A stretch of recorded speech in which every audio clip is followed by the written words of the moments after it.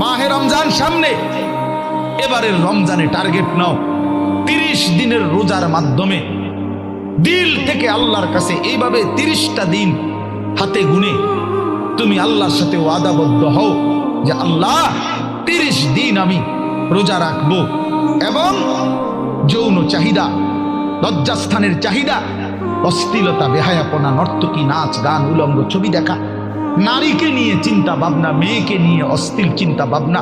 অবৈধ কোনো প্রেম সম্পর্ক, হারাম কোনো রিলেশন, এই সব ত্যাগ করে বন্ধু 30টা দিন মনোযোগ দিয়া রোজা রাখো, তারাবি পড়ো, ইফতার করো, সাহারি করো, তাসবিহ পড়ো, তেলাওয়াত করো,